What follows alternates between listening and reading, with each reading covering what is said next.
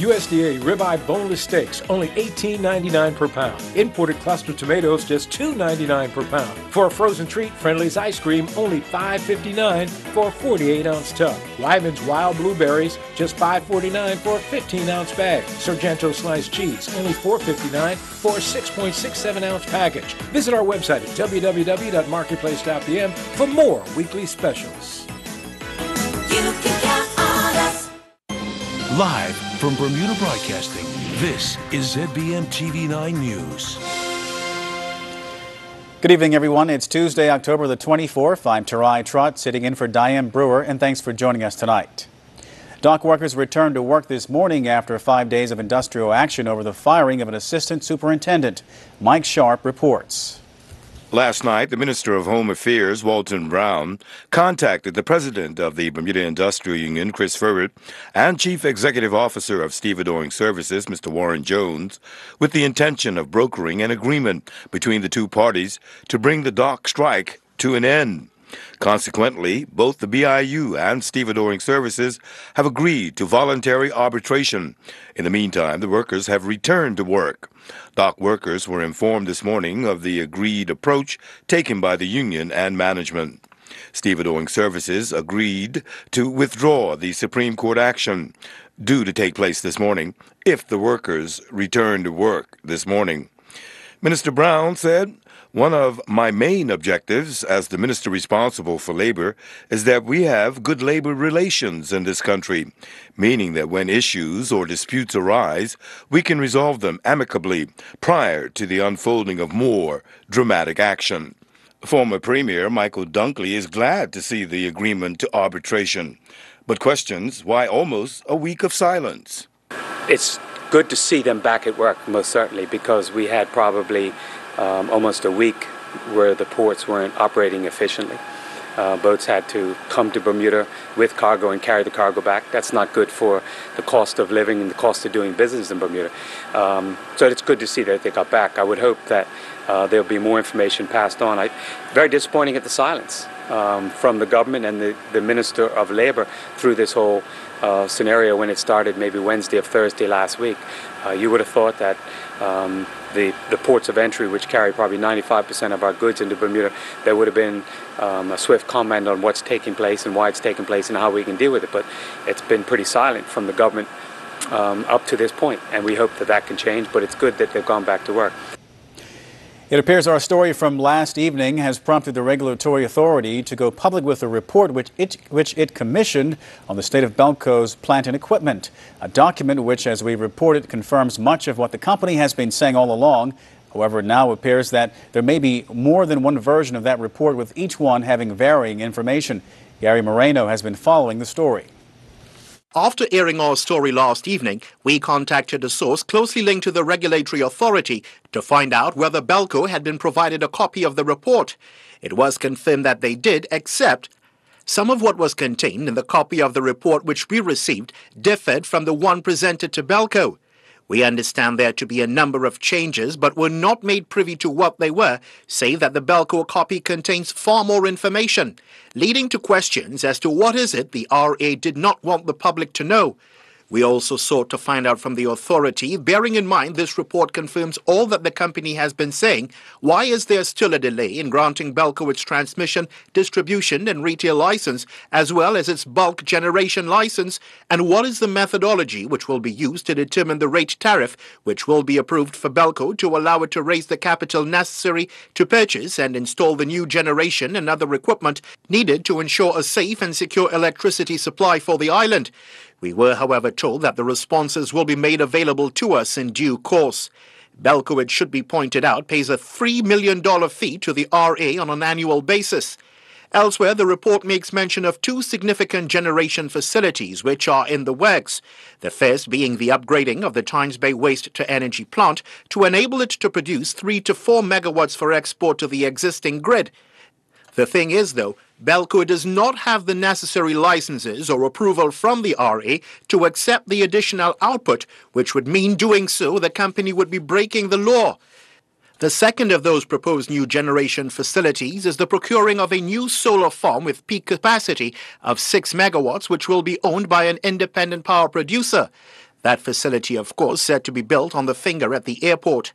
The problem with that is, as we reported months ago and is now stated in this report, that the solar farm will not be provided with electricity storage facilities.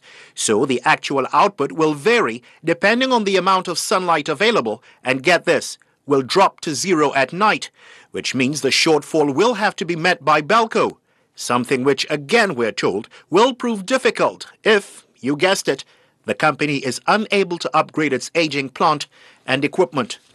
Gary Moreno, reporting for the Bermuda Broadcasting News. Well, a tough new act of Parliament has now gone into effect that outlaws almost all forms of bribery, both in the public sector and in the private sector. We're talking about the Bribery Act 2016, which went into effect on September the 1st. And as you're about to hear, if you're caught violating the new law, you could face a hefty fine and even prison time. Public sector employees, such as government employees and even residents working for a private company, the Bermuda Police Service wants to ensure you are aware of the new law. The Police Service says the Bribery Act 2016 has potential ramifications for a wide cross-section of the public, in contrast to historical legislation aimed at corruption that only applied to public officials. What is a bribe, you might ask? Well, it can include gifts, donations, discounts, improper hiring, and even hospitality and entertainment. Many types of payments or acts may constitute as a bribe, including tips, gifts, perks, favors, discounts, waived fees, tickets even, as well as free trips, ads, property, and even drinks. And don't think that the act only applies within Bermuda. The Bribery Act 2016 has almost universal jurisdiction, allowing for the prosecution of people or companies with links to Bermuda, regardless of where the bribe took place. Bermudians can be prosecuted as well as people who are ordinary residents here. Elsewhere, the legislation covers not just those who offer or promise a financial or other advantage in exchange for something, but it includes the bribing of foreign government officials. Additionally, private companies can be prosecuted if they fail to prevent bribery, subject to a defense of adequate procedures. A person who is found guilty of an offense of bribery is liable to a fine of up to $500,000 or up to 15 years in prison, or both. Residents and companies are strongly advised to research the act and provide training for staff members in order to create a robust anti-corruption framework and to avoid cases of bribery. In any case of suspected bribery, a report should be made to the Organized and Economic Crime Department of the Bermuda Police Service. You can count on us. Pretty Lady, all varieties, or Red Globe grapes, only $3.99 per pound. Purdue Fresh Chicken Leg Quarters, just $1.79 per pound. Kellogg's Special K Cereal, $6.99 for a 12-ounce box. 2 rolls Scott Choose a Size Paper Towel, just $5.89. For a quick snack, Yoplait Yogurt, only $1.09 for a 6-ounce tub. All stores open Monday through Saturday from 7 a.m. to 10 p.m. and Sunday 9 a.m. to 7 p.m. for your shopping convenience. You can count on us. When you shop online, the cheapest, quickest, and easiest way to bring your packages into Bermuda is with U.S. Express at mailboxes. They're always willing to help. They're willing to go above and beyond. They've helped me many times with packages to help me with invoicing and all sorts. So I love mailboxes. Easy, convenient, and fast. The people are fantastic. Sign up for a U.S. Express account at www.mailboxesunlimited.com today. Welcome to Furniture Walk. At Furniture Walk, we have one of the island's widest selections of top brand home furnishings, including Stearns & Foster, Craftmaster, Natuzzi, Universal, Bassett, and many more. Whether you're freshening up your living room or remodeling your entire home, we have all the brands and top quality furnishings you'll need. We also offer in-house financing. Can't find what you're looking for in-store? No problem. We can special order it for you. Our website has an even larger selection of the world's best furniture. Stop by our Paget store and we'll be happy to help you get on your way to finding the perfect selection for your home or office. Furniture Walk, furnishing Bermuda's homes for over 30 years. An island-wide assessment of the housing needs of our current and future aging population would be hugely beneficial. That's the word from Claudette Fleming, the executive director of the seniors charity Age Concern.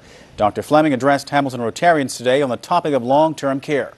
When it comes to the public purse, over 1,000 recipients of government's financial assistance program receive financial assistance. According to the Department of Financial Assistance, the top 3 areas of support are rents, residential care, insurance, and food. The most costly need funded by financial assistance is long-term care. The typical senior recipient of financial assistance is a female non-home owner. In terms of government expenditure on financial assistance for seniors in 2011 to 12, there were 523 seniors receiving support. In 2015 to 2016, there were 893 seniors receiving support. In the year 2017, there were over 1,000 seniors receiving financial assistance.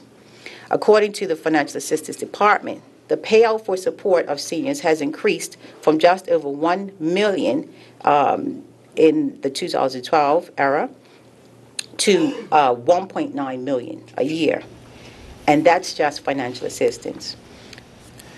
Should gang violence be considered a public health issue and treated as such? Well, one medical practitioner feels it should be, and it could prove an effective addition to methods already in place geared toward dealing with a vexing issue. Once again, Gary Moreno with our story.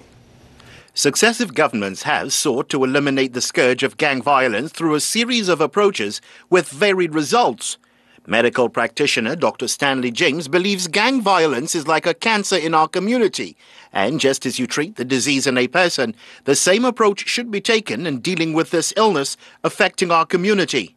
We begin to be able to take an impartial look and look at evidence and data to begin to determine how we make our intervention. Then we develop tests and prevention strategies. So we will evaluate the disease process and how it's manifesting itself in the society, and then start looking at what potential preventive interventions can be made. And then after you do the preventive interventions, then we talk about treatment plans for the disease as it's kind of evidences itself in the society at large. The evidence is there, according to Dr. James, to prove this approach has been successful, with extensive research done by Johns Hopkins University, Boston University, and the University of Columbia, among others. But this has been in big city America with populations significantly larger than these 21 square miles. Bermuda's size, Dr. James suggests, could make it ideal for this approach. Being small, you can get resources to get around defining the root of the problem and making direct interventions. It would be feasibly looking at education, the criminal justice systems, and the health department, health sector, to all work together toward making this intervention. Because of the size of the population and the fact that people can be tracked and identified, this would increase the likelihood that such an intervention will be effective. Dr. James maintains the judicial approach must have a place in addressing gang violence, but cannot be the sole method, as it can lead to gang members becoming more sophisticated as they try to avoid prosecution. He believes there are indicators that can be detected very early on. The way it would work, this model would begin to look at who are high-risk individuals based upon evidences shown in their early years. I was a school teacher before going into medicine, and it was very clear that if individuals continued on the trajectory that they were on, that there was a predictable outcome. And it's true that many of those individuals did find themselves into trouble. Growing up in Bermuda myself, and some of my peers who chose that lifestyle, there were some evidences that showed up early that they could wind up in the predicaments that they are in. Dr. James points out there is no need to reinvent the wheel, and reducing the incidence of gang violence and hopefully eventually eradicating it will involve a combination of what's already working with aspects of the public health approach, and Bermuda is in a good place in that regard. Some of the work that was done by Minister Barron has laid some foundations that I think cannot be or spoken ill of. I think there were some good things that were put into place, and I think Minister Keynes has taken the baton and is expanding it, making it more holistic and community-oriented, as well as putting some science behind it to expand it so that it's more effective. Gary Moreno, reporting for the Bermuda Broadcasting News. Government's announcement that it will be examining the controversial airport redevelopment plan between Canada and Bermuda not being welcomed by everyone this evening. Walter Raban, the Minister for Transport, announced the review during a news conference on Monday. However, Michael Dunkley, the opposition MP for Smiths North, believes the review is political. I wasn't surprised to hear the announcement by the Deputy Premier and the Minister of Transport yesterday, because we know that the government, when they were the opposition, complained about the airport arrangement for some time, with a lot of misinformation, because they wanted to try to railroad it any way they can. And so, yeah, we came out with a swift response last night and this morning, because the facts are this, that yes, there's over 90 days gone of their 100-day plan, and this was one of the 21 promises that they made. And this hasn't even fulfilled that pledge or that promise, because while they have hired a consultant to look at the airport arrangement, as the Deputy Premier pointed out yesterday, the work hasn't been finished yet. So the pledge committed to review it in the first 100 days. They've just started that review. I do have a couple of questions to ask of the Deputy Premier. They complained so much about sole source, and he admitted yesterday that this was a sole source with Lee Fisher. I want to know how much it will cost for this 3 months consultancy that would take place. And we look forward for the full report of this consultancy to be published for all of the people to see. Well, more decent weather expected for tomorrow thanks to that high-pressure system to the northeast. Here's the latest from AccuWeather. AccuWeather is presented by BF&M Insurance Group. We now go to AccuWeather headquarters. Good evening. Hopefully you were able to get outside and enjoy that beautiful day we had today. This forecast is brought to you by the BF&M Insurance Group. And taking a look right now, what's going on? We do have a cold front that's heading in our direction. Right now, it's just east of America. It's going to reach us Thursday. We're going to see some showers and also some cloud coverage. We also have a high pressure system in place. That's keeping us dry today, but eventually it's going to suck up some moisture and also increase our chance for some showers later on this week. So taking a look right now, just a couple of clouds in places, mainly just beautiful conditions tonight. Taking a look at what's going on right now, temperatures right around where they should be this time of year. 75 across the island, humidity 65%, dropping as it should here in autumn. Winds out of the southeast 14 to 18 knots, waves inside the reef 1 to 3 feet and outside 5 to 8 feet. For tonight, it's going to stay dry, partly cloudy, and a bit breezy ahead of that front. Temperature at 72 degrees. Tomorrow, again, a mix of clouds and sun, a bit breezy with a high of 79. Could see a brief shower in places, but mostly staying dry. Our high tide, the first one, 12:14 p.m. Tuesday, and then the second one at 12:34 in the morning on Wednesday. Now, if you're traveling, we have a couple other forecasts to tell you about. It's dry in Toronto, cool though, 54 degrees. New York, 66 and a bit cloudy. Boston, we could see some downpours, and we are expecting some gusty winds and potential for some delays. So check on your flights if you're flying out of Boston. 66 degrees. Atlanta is dry, 60 degrees. And then in Miami, some showers as well, 77 degrees. And London is nice and dry. Here in the Caribbean, of course, it's hot and humid, and we are seeing showers and thunderstorms in places, mostly those higher elevations in Jamaica. Jamaica is actually going to be pretty wet here the next couple of days, so check on your flights there as well. Barbados 85 and Trinidad 88 degrees with a couple of showers expected. Now Thursday into Friday, that's when we're going to see the most of the rainfall. We're not talking steady rain, just frequent showers, and we could certainly use the rain. We're going to get about a half to 1 inch of rain in places over those 2 days. Saturday, it's drying out, a mix of clouds and sunshine, and then Sunday, another sunny, nice, pleasant day. Temperatures in the upper 70s as they should be. And we do have a small craft warning out there for our marine forecast for the next few days because of that front that's heading in our direction. So be careful if you're out there on a boat. Stay tuned to Ocean 89, Power 95, and Inspire 105 for all your latest news and weather. AccuWeather was presented by BF&M Insurance Group.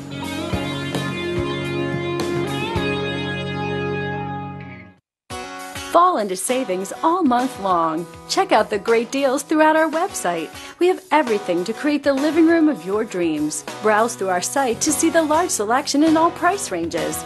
Entertain guests with the perfect dining set. We have something for all tastes and styles. Imagine falling asleep in your new bedroom. We have just what you're looking for.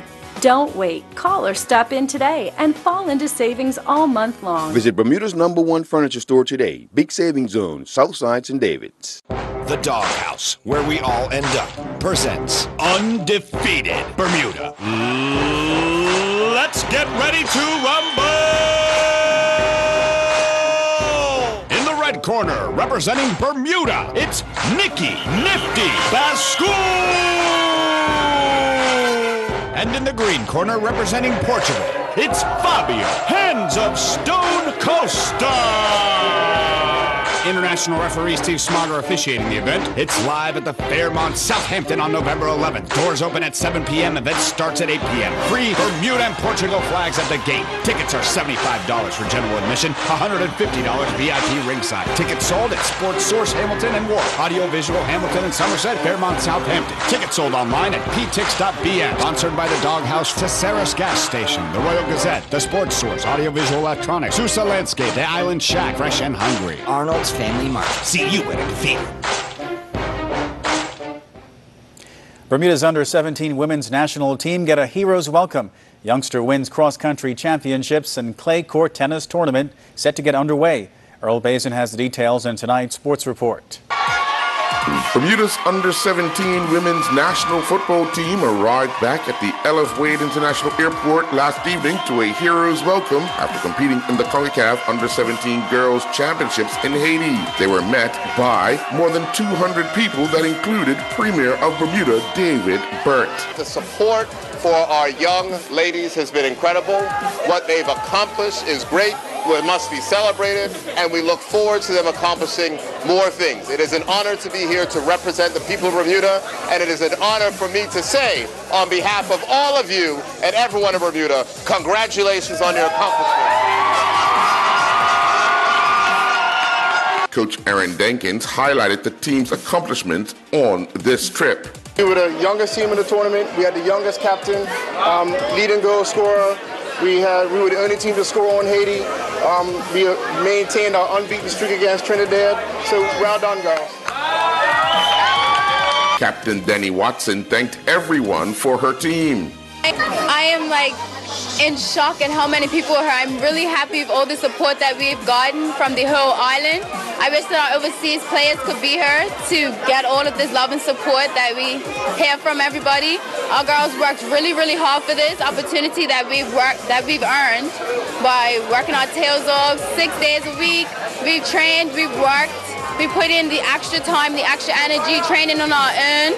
I really just want to thank everybody for supporting us. This is really overwhelming, and I know my team will say the same. Thank you so much. We love you guys, and thank you. Is it all to play for on the final day of the conference play? Deshae Darrow, Micah Pond, and their Brookhaven College women's soccer teammates went into the match against Northlake College as the #2 team in the conference. Darrow scored twice as Brookhaven earned a 4-0 win and their first ever MAC Conference Regional 5 championship. Trey Simons and 4 of his Morehouse College cross-country teammates finished in the top 20 and lifted Morehouse to its second straight SIAC cross-country championship. The championship was the 22nd for Morehouse College in 24 years. Simons, a 4-time SIAC runner of the week, cruised over the 8K course to victory in a time of 28:18, finishing ahead of Central State's Emmanuel Bergens, who finished in 26:02, and teammate Collins Kippenlow, who clocked 26:08. Simons was named to the All-SIAC team.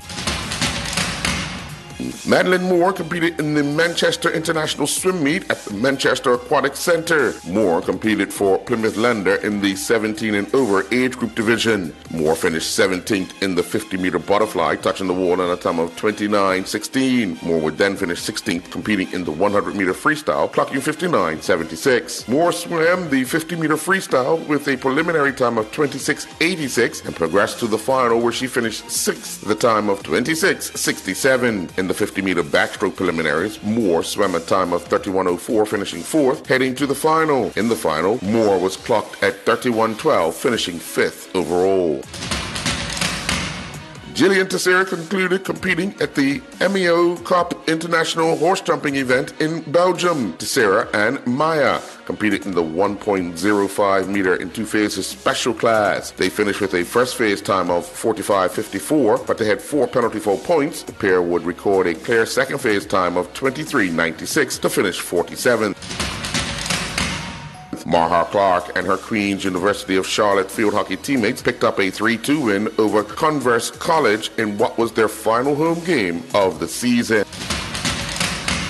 Organizers were putting the final touches on the 2017 Bermuda National Clay Court Championships, which will get underway tomorrow on Wednesday at the Coral Beach and Tennis Club. Sports director of the club, Patrick Singleton, is looking forward to hosting the tournament again. This event has been revived. We've got 56 entries in the tournament, 12 categories, and we're looking for some good tournament. It's an accelerated program, just Wednesday to Saturday, so we're hoping that the weather cooperates with us and that there's some good tennis played out here. Monica Dravkova, the tennis and tourism marketing specialist, is excited about the numbers. We're very excited to get together about 56 people and also hosting a junior tennis tournament this year.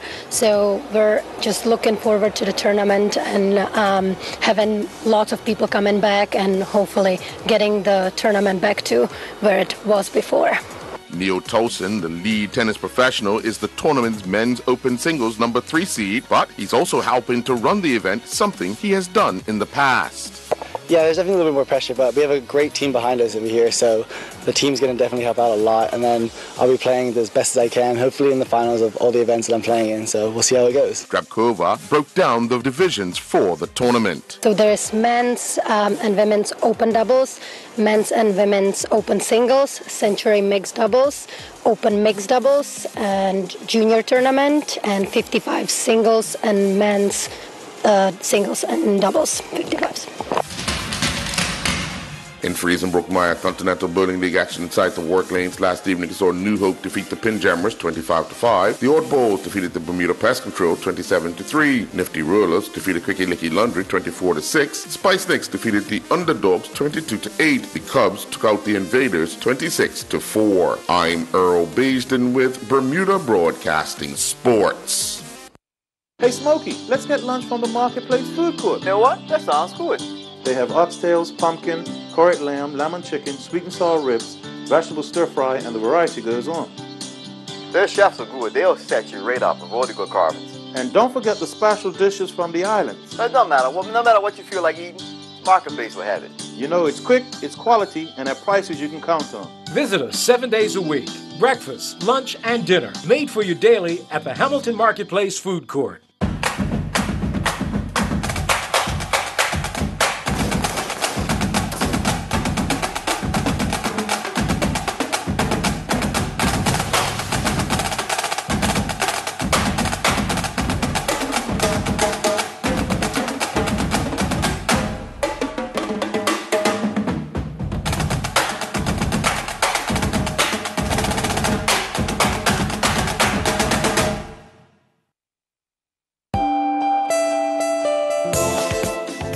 I'm Charles Webb, inviting you to join me on Monday nights at 8 for Season 2 of Inside Bermuda Homes, a program showing how Bermuda lives.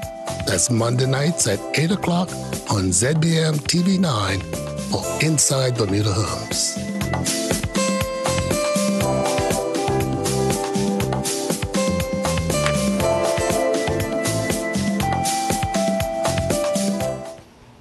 Well, if you're interested in the arts, You're encouraged to show your support for youngsters taking part in a weekend dance performance.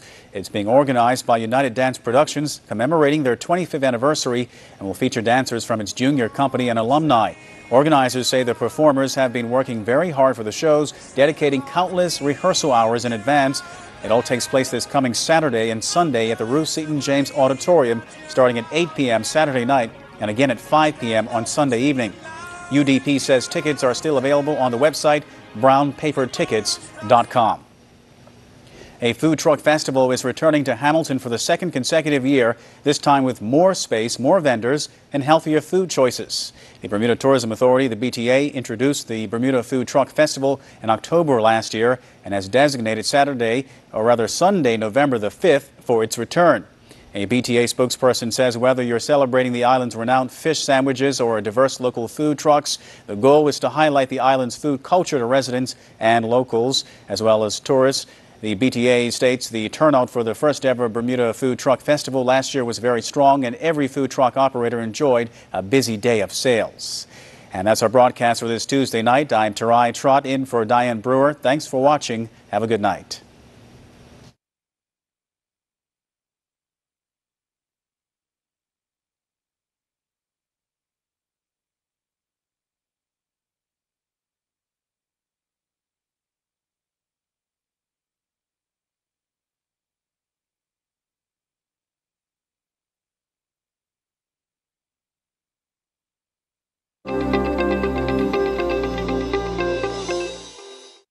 It's war between President Trump and senators from his own party.